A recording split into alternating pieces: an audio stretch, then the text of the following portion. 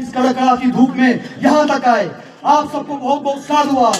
देखिए, यदि आज भी आप लोग अपने घरों से बाहर नहीं निकलते, यदि आज भी आप लोग आवाज नहीं उठाते, तो वो दिन दूर नहीं था जब हमारे सभी इस क्षेत्र के उस क्षेत्र के सभी देवी देवता अपने मंदिरों में ताले के अंदर बंद हो जाते। आज हमारे हर एक गांव में, चाहे वो बुशहर का गांव हो, चाहे निर्मल का गांव हो, हर जगह ईसाई मिशनरी अपने पैर पसार चुके हैं। हर गांव में ना कम से कम 2 से 3 परिवार इस समय ईसाई बन चुके हैं।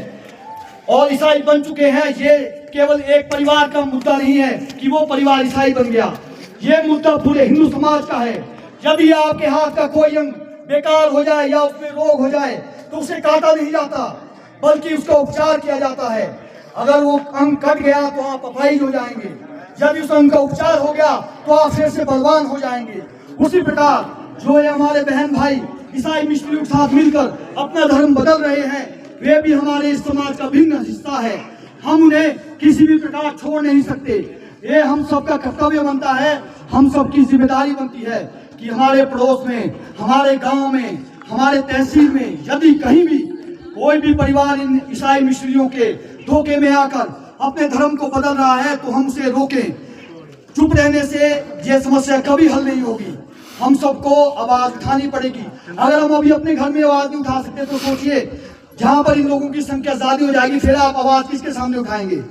अभी तो हिंदू हम ज्यादा है ना यहाँ पे, जिस ईसाई ज्यादा बढ़ गए, मुसलमान ज्यादा बढ़ गए, तब यहाँ पे इकट्ठे होने के लिए भी हमारे को 10 बारी सोचना पड़ेगा। तो अभी समय रहते आप सब जाग जाए। अब यहाँ देखिए, ये लोग सीधा सीधा हमारे देश समाज पर अटैक कर रहे हैं, जिसका जीवन उदाहरण है हमारे भाई साहब जो माता के गुरु हैं, गुरु जी जियालाल जी।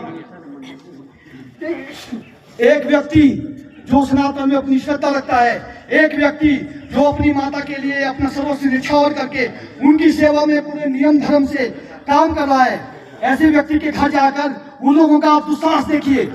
हिंदू समाज में, हिंदू गांव में वो माता के पुजारी के गुरु के घर में जाकर उसे धर्म परिवर्तन के लिए प्रलोभन देने लगे हैं। ये तो मैं इन भाई साहब को बहुत बहुत साधुवाद कहूंगा। आप सब इनके लिए जोरदार तालियां बजाएगा। इन्होंने अपनी सनातन के ध्वज जो इन्होंने थाम रखा है, वो इन्होंने छोड़ा नहीं और इन्होंने उन लोगों का प्रतिकार किया, उनका विरोध किया। ये बहुत बधाई के पात्र है। हमें इनसे सीख लेनी चाहिए कि किस तरह से इन्होंने उन दुष्टों का सामना किया। एक बार भाई साहब के लिए जयकारा लगाएंगे, बोल श्री रामचंद्र की जय, वीर बजरंगी की जय।